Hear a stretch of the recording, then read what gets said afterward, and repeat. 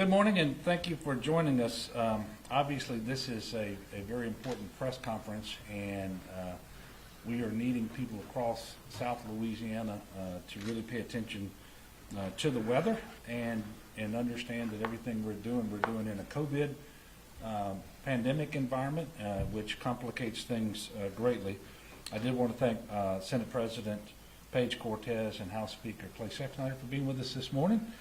And in addition to them, we have Ben Schott from the National Weather Service. He will be briefing in just a few moments, and then I'll come up on the backside of his briefing and conclude my prepared remarks. Obviously, we have a very unique situation with two storms that are unfortunately headed towards Louisiana. We do expect impact here, and that within 48 hours of one another. So the temporal proximity and the geographic proximity of these storms pose a challenge that, quite frankly, we've not seen before. And as a result, we don't know exactly what to expect, and I guess you never know exactly what to expect. But this is a very serious situation. The people of Louisiana certainly need to be prepared for Marco, which, as of now, is a hurricane. That's a new update from the National Weather Service. Marco has been upgraded to a Category 1 hurricane. We expect it to be a Category 1 upon making landfall in Louisiana. Impacts will begin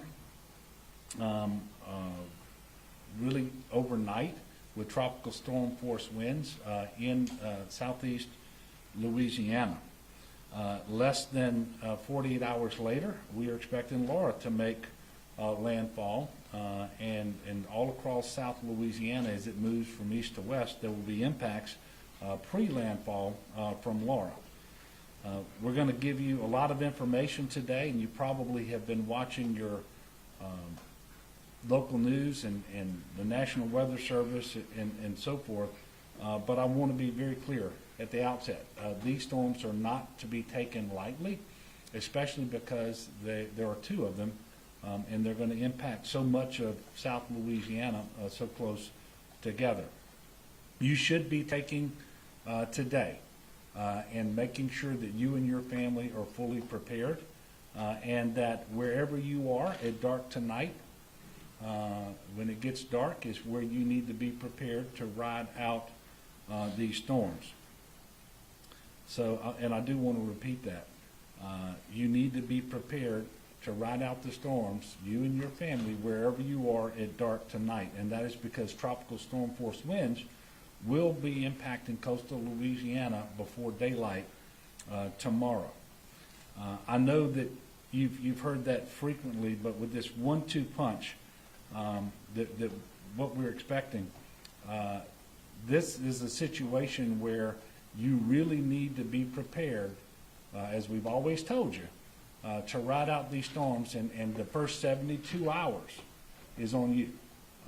And that is because the second storm comes in so close that there may not be much of a window when we can fly search and rescue helicopters, when we can get out with high water vehicles, and those sorts of things. And by the way, it's going to be very difficult if there's power outages, and there likely will be, for the restoration of power to occur between the two storms as well. So we really are asking you to focus on those 72 hours, and that you and your family are positioned where you need to be, and that you can ride out the storm for those 72 hours, of the storms, I should say. I just received the latest update from the National Weather Service, and joining me today from Weather Service is meteorologist in charge, Benjamin Schott, and he's going to explain in detail how things are unfolding. In addition, we have Keith Waddell, General, Brigadier General with the Louisiana National Guard, and as I mentioned, we have House Speaker Sexsnyder, Senate President Cortez, and also Chip Klein, Chairman of the CPRA. So at this time, I'm going to invite Ben to come up and make a presentation, and ask everyone to pay particular attention to this forecast that he's going to give us.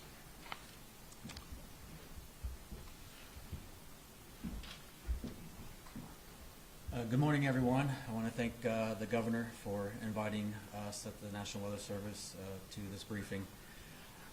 We have, like he mentioned, a 1-2 punch that's going to hit the state of Louisiana. So I want to elaborate a little bit on the threats of each of the storms, some of the timing, and some of the things that we'll be facing as we see both Hurricane Marco and right now what is forecasted to be Hurricane Laura later this week.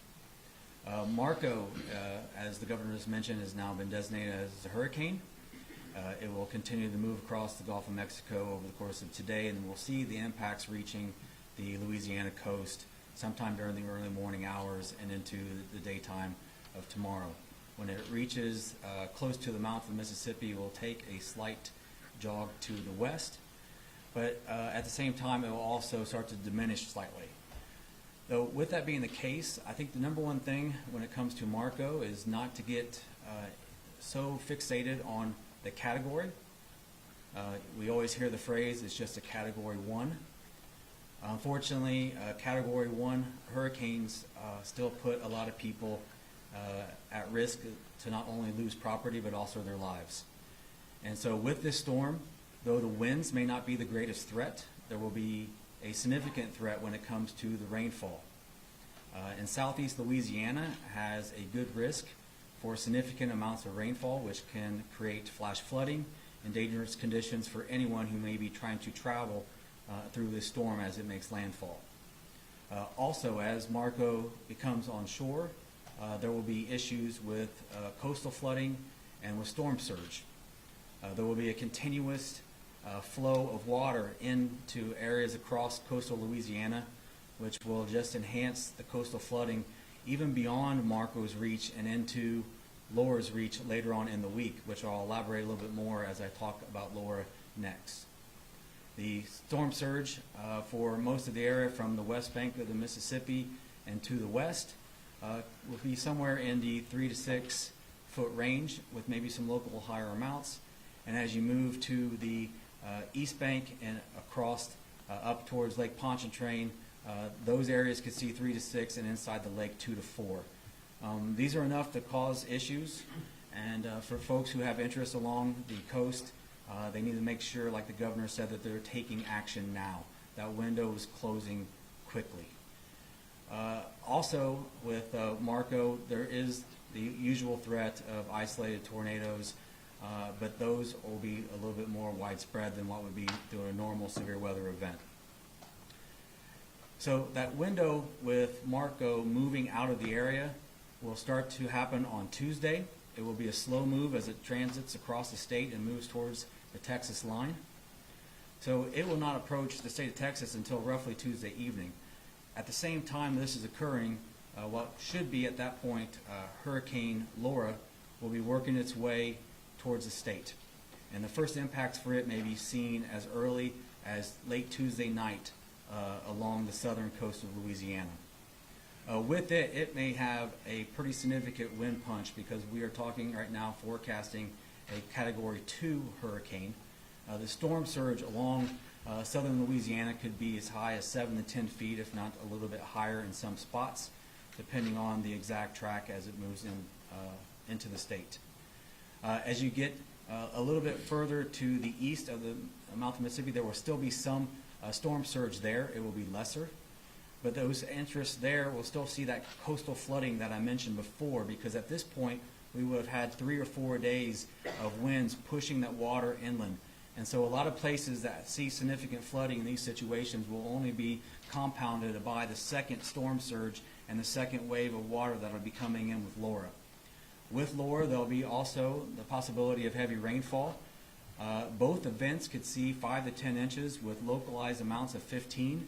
And it is possible that some places, especially in the south central portions of the state, may see bands that overlap each other from both storms.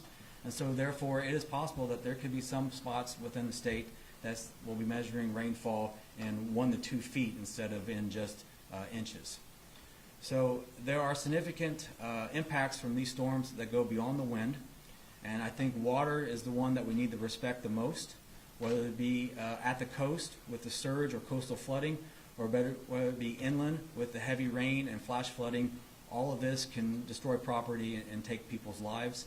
And now is definitely the time for folks to finish those last preparations as we have the 1-2 punch come in. Thank you.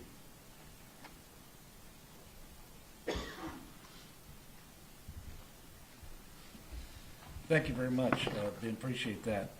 And we started having Unified Command Group meetings on Friday as it relates to these storms. We did declare a statewide emergency, we issued that declaration on Friday.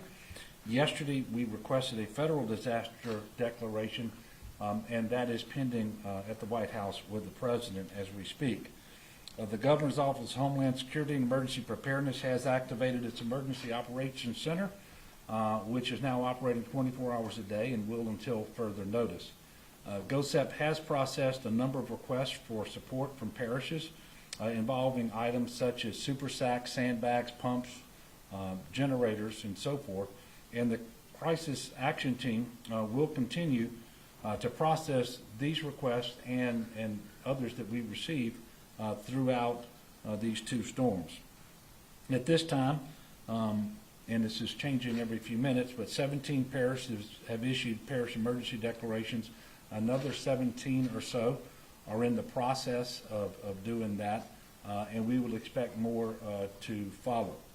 CPRA is monitoring a total of 689 gates, both along the river and across the coast. As of this morning, 194 gates are closed. CPRA continues to provide modeling data for gate closures to all levee districts and parishes, and we'll be sharing that modeling with the parishes in a call later this afternoon.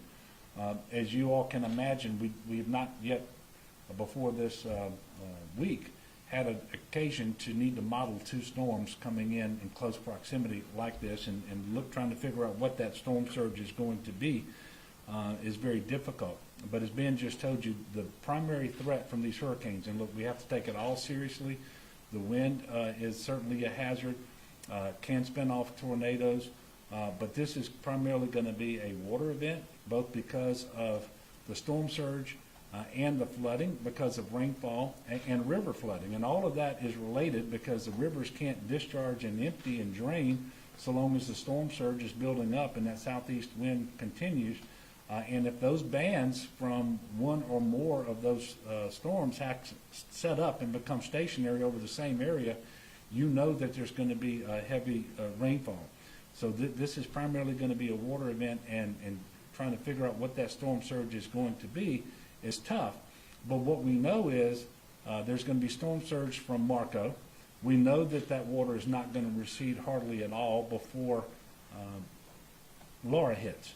And so we've not seen this before, and that's why people need to be paying particular attention.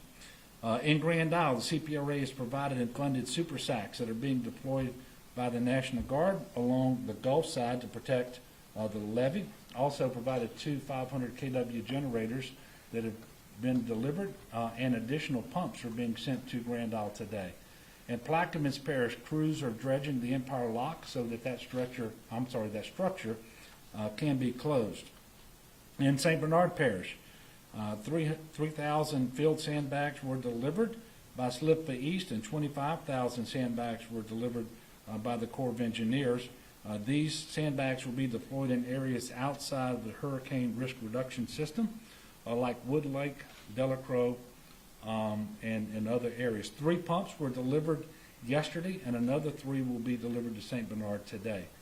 The National Guard is pre-positioning its personnel and assets, including high water vehicles, across southern Louisiana, and they are continuing to position super sack, sandbags, generators, and so forth.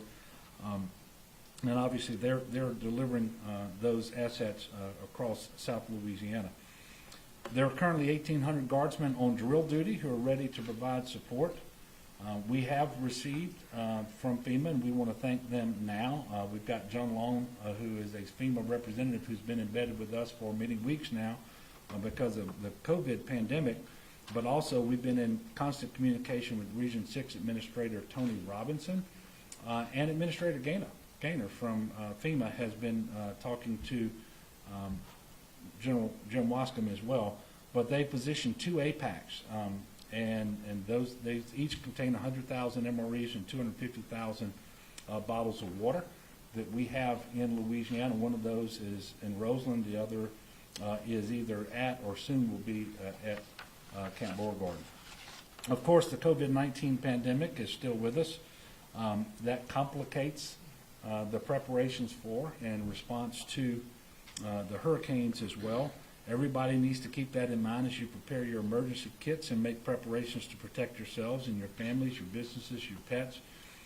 We still have to practice mitigation measures to keep each other safe, especially if we're going to be coming into more contact with one another for extended periods of time. In addition to the traditional emergency items, your kit should contain masks or face coverings, 2 per person if possible, hand sanitizer, disinfectant wipes and sprays if available. Remember, we are encouraging everyone over the age of 2, if possible, to wear a mask unless you have some medical condition that prevents that. COVID testing will pause on Monday and Tuesday in terms of our community-based testing sites that we've been administering across the state of Louisiana. Likely because of the way these storms are positioned now and the forecast that those closures may continue for additional days in the week. We will keep you updated because obviously testing is incredibly important and we want people to be tested as soon as possible. Certainly if you're symptomatic or if you've been exposed to someone with COVID.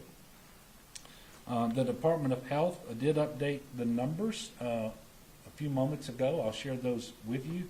And before I do, remember we didn't report on Saturday, so these are the numbers for both Saturday and Sunday. The last time we reported was Friday. Sadly, we're reporting 59 new deaths today, COVID-19, and we are reporting 1,200 new cases of COVID-19. Again, those are for 2 days. The good news we have is that hospitalizations COVID-19 around the state are down to 941.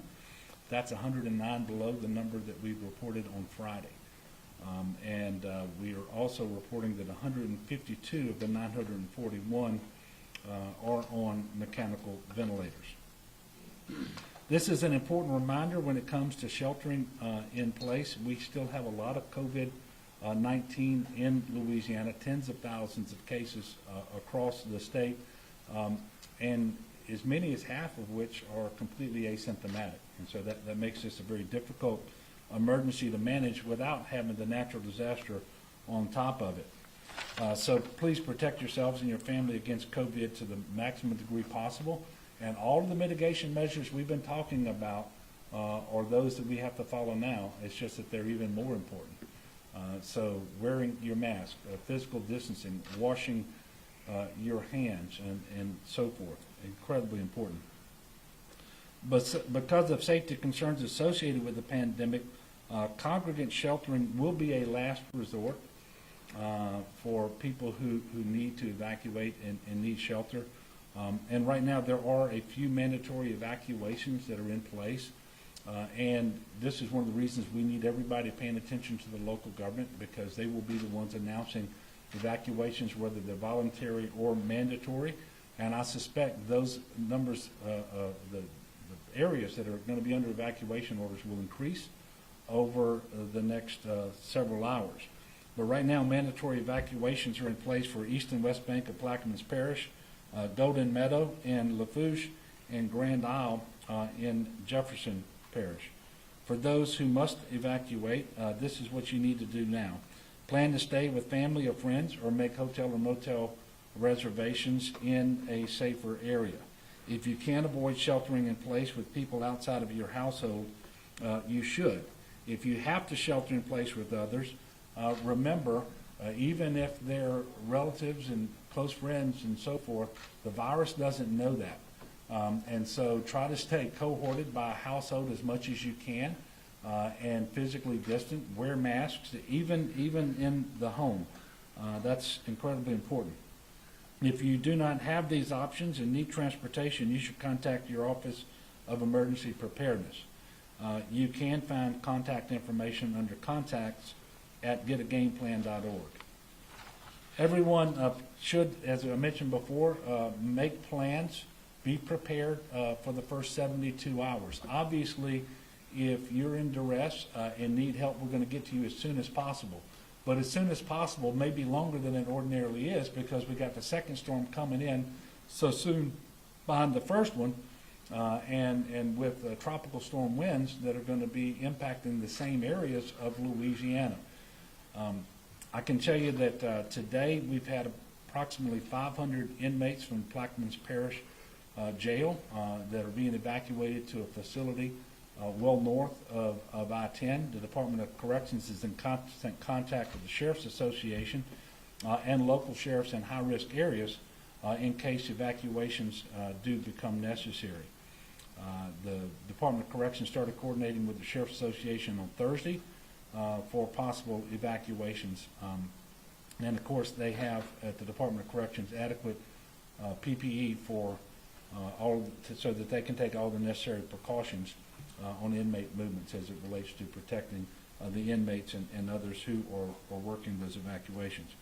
In preparations for the storms, the Department of Corrections has more than 20,000 filled sandbags on hand at state prisons, and the department has sand and more than 70,000 empty sandbags that are ready to be filled by inmates upon request from local OEPs. Probation and parole agents are assisting with evacuations and hospital security for inmates who may be in the hospital for medical needs. Pardon and parole board hearings for the week of August 24th, 28th through the 28th, I should say, are canceled. All state offices in South Louisiana on the North Shore will be closed tomorrow, Monday. Closures extending beyond Monday are likely across much of Louisiana, especially South Louisiana, but those will be announced later. And there will be official announcement by agency later today on these office closures. We do know a lot of people are concerned about food right now, and if we meet the federal disaster criteria for a DSNAP program, we will certainly make that request and put it into motion. Obviously, it's too early to know whether we're going to meet those criteria. DOTD staff are on alert and have mobilized their high water signs, barricades, and other equipment that may be needed to address issues related to the storm.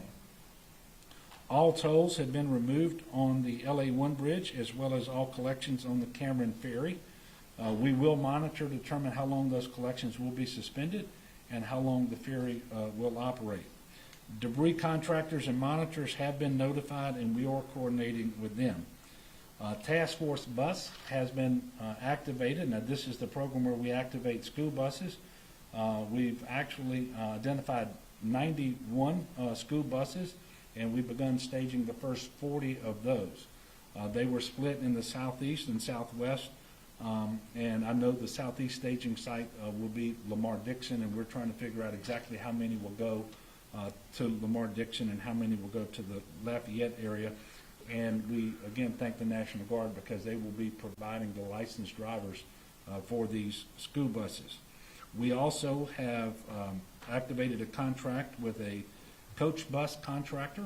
I believe it's 110 buses, coach buses that will be positioned in Louisiana by dark tonight. Obviously, we're hopeful that we won't have to use these buses, and if we do, there are complications because you can put fewer people on a bus now than you can if it's not a COVID environment. We are encouraging everyone to use 511la.org or the 511LA app to see what state routes are open or closed. Many routes are closed ordinarily because of maintenance, but as high water becomes an issue, you will see more roads closed, and you can get real-time information at 511la.org. And what we know in storms like this is most people who die from these storms die because of water. And in many cases, that's with people driving, and they know that the road is underwater. They don't know how deep it is. They assume it's going to be safe to cross, and ultimately it proves not to be the case. So I'm going to encourage everyone, please make sure that you don't do that. If you don't absolutely know for certain that it's safe, don't cross standing water. Quite often there's current that is imperceptible to you while you're in the road, but it doesn't take much current to wash your vehicle off the road and sometimes into much deeper water. So please be careful with that. This situation remains somewhat fluid. The forecasts are changing a little bit. We think we have a pretty good read on Marco. The Laura coming behind it will change a little bit in all likelihood. But we're going to give one more press conference update today at 6 o'clock, which will follow the afternoon update from the National Weather Service, and we'll have more information not just on the weather, but on our preparations across the state of Louisiana. And we'll have updates on closures of state agencies and so forth if that actually changes between now and then. So with that, I'm going to take your questions, and you can feel free to ask me a question, Ben, and really any of the individuals that you see up here. Yes, sir, Greg? Governor, how will these storms impact your decision on whether or not to extend your order, which you would generally have decided to announce on Tuesday? Don't know yet. Obviously, we have the same people that work the COVID emergency who work in the two hurricanes as well. And so we just don't know, and I haven't yet had that gating criteria meeting. It was scheduled for tomorrow afternoon. And the other thing you have to try to figure out is at the end of this process, I hope we don't have to do congregate sheltering, but if we do, to what degree have we done that? How many people have we brought into contact with one another? And so we've got a whole new set of things that we have to think about, and I'll have more information for you either tonight or tomorrow morning about what that new timeline looks like. We know the current proclamation expires on Friday. There will be a new one in its place. I don't yet know exactly what the timeline is going to look like in terms of making and announcing a decision on that. And I would just ask that people bear with us on it. Yes, sir, Sam? Why is the state still moving forward with congregate sheltering when it could be buying out hotels to put people in? Well, first of all, we are hopeful that we're not going to have to do a lot of sheltering. If we do have to open congregate sheltering, we will. As we've been telling you all for months now, we've been coordinating with FEMA with the idea that we would, in fact, use motels and hotels, which have a lot of vacancy, before we would do mass sheltering. So that is not just an option for us. It's something that we've actually started coordinating months ago to get pre-approval for that concept. And General Wascom, I don't know if you want to come up and brief that.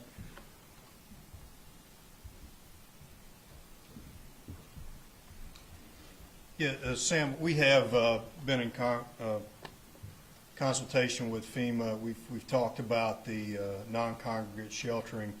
The emergency declaration that is with the president right now requests to turn that on if need be. So we can use the hotels for non-congregate sheltering once that's approved. Again, for a Cat 1 storm like this, those areas outside the protected levee system, obviously we're going to have storm surge. Those people are being asked to get out, as you saw from the evacuations. So normally for a Category 1 storm, Category 2 storm, we don't have mass evacuations from the coast like we would for a Cat 3 or higher. So we are looking at that. Obviously, if the need should arise, if we do have to go into congregate sheltering and use it, we are prepared to segregate by families. There will be protocols in place for thermometers there. There will be PPE at those shelters, and there will be ways to isolate cohorts and families that come in. So we're looking at all those factors to get at this the sheltering piece. Along with that note, can you kind of tell us what that will look like if we are put in that situation where we need congregate shelter? Well, sure. Like I said, if the locals open up a congregate shelter, They will have personnel staged there, support staff. They will be there with thermometers. They will have PPE for the folks that come in. They will be spaced. We will not have the usual capacity we have for congregate sheltering. And so those are the things that we take into account if we should have to go to congregate sheltering. Obviously, the numbers that we could put in a shelter are going to be diminished because of the spacing. Some of these shelters, for instance, in our state shelters, we have some of the tonnage that we had in the Morial Convention Center that we've set up where we can cohort families and the like when they come in. So where we can, we'll do that as well. Yeah, great. But no shelters, you're preparing for that, but none have been opened. No, sir. You've not That's seen correct. anybody yet. That's correct. Sam? I have a question for Mr. Schott. Could you talk about, it looks like Category 1 for Marco and forecasting Category 2 for Laura. Is that more or less the ceiling for these storms in terms of their intensity?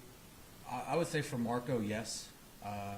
There's some limiting factors that could keep Marco from developing any further beyond Category 1. There is the uncertainty of actually how far Laura will develop. Right now, the National Hurricane Center and working with us, and they have some amazing forecasters there. They are seeing what from the modeling that right now a Category 2 looks like the most likely scenario for Laura. But there is some modeling that shows it both stronger than that and weaker than that.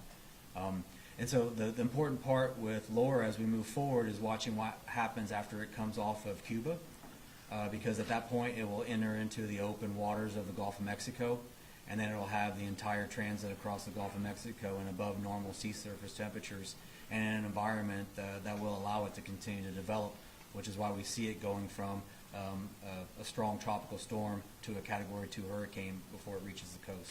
So yes, to answer your question a little bit more succinctly, Laura is the one that would have the possibility to be a little bit stronger than what is currently forecast. Marco right now, I doubt will have any surprises for us between now and when it reaches the coast tomorrow. So, can you say where you think Marco now, not precisely, but very, very close to where landfall? You say you got a good idea on that? Yeah, so right now, I mean, you can see, I think the track is here behind us right now. And so just to describe a little bit about the track and what you're seeing on the map, because people see these maps all the time. The cone that you see there is not an impact cone. It is not anything but other just saying that 66% of the time the storm travels in that area. So right now, the best forecast looking at all the current modeling shows it with landfall in southeastern Louisiana as we approach Monday morning. The likelihood of it being outside there is much smaller. It falls into that 33% category. So I would say from everything that I've seen with the modeling and as we're seeing things develop today, it is unlikely that it will move outside of that.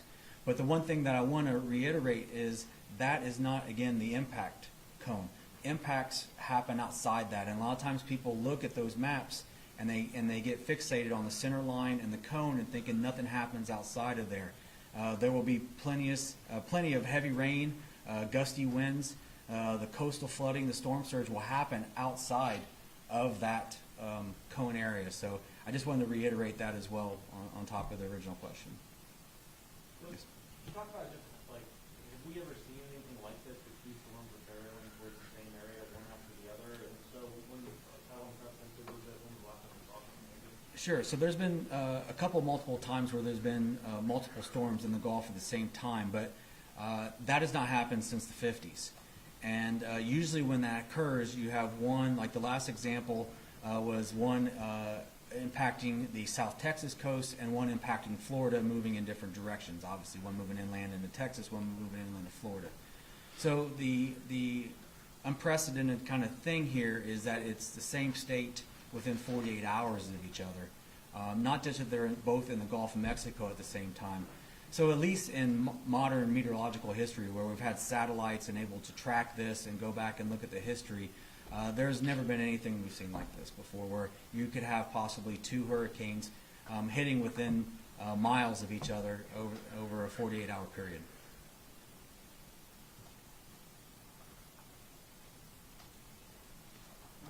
questions?